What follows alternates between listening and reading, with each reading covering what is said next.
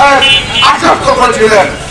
এই কারণে আমরা সেদিন এই আন্দোলন থেকে সরে দাঁড়িয়েছিলাম এবং আমরা বলছিলাম আমাদের দাবি পূরণ না হওয়া পর্যন্ত আমাদের দাবির জন্য আমরা আবার রাজপথে আসবো।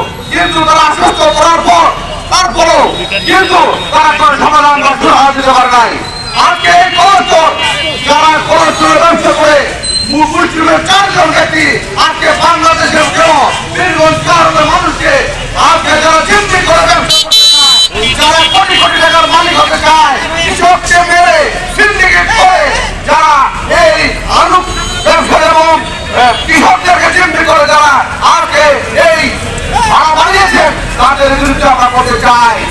আপনারা এই রেহাই পাবেন না। কৃষক যদি একবার খেপে তাহলে আপনারা থাকতে পারবেন না, আপনাদের কোনো অবস্থা ঠিক থাকবে না।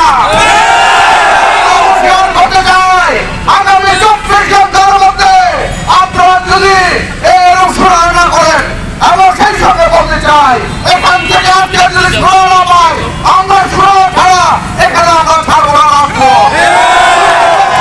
বলতে চাই আজকে দেশের তারেক রহমান বলেছেন কৃষক বাঁচলে দেশ বাঁচবে, দেশ বাঁচলে খাওয়া দিয়ে বাঁচবে এবং বাংলাদেশ জাতীয়তাবাদী দল বাঁচবে। জাতীয়তাবাদী দল কৃষকের সঙ্গে আছে, বাংলাদেশ জাতীয়তাবাদী দল কৃষক আশি চূড়ান্ত মানুষ আজকে কৃষক, তাই কৃষকের পক্ষে বাংলাদেশ জাতীয়তাবাদী দল থাকবে। সংগ্রামী বন্ধুগণ, আজকে কৃষক দিয়ে ছিড়িবিড়ি করা হচ্ছে। যখন আমরা এই বিদ্যুতের দাম বাড়ে নাই, আজকে ডিজেলের দাম বাড়ে নাই, অথচ তারা কোথায় এই সাহস পায়? কিভাবে তারা আজকে পরস্পরের দাম বাড়ায়? 5 টাকার আলু 8 টাকা ভাড়া, এটা কি মনে বলবো নাকি ভাই? এটা হতে দেওয়া হবে না। আপনাদের পরস্পর মধ্যে বলতে চাই এবং নিশ্চিত করতে চাই আমাদেরকে শৃঙ্খলা থেকে অশৃঙ্খলা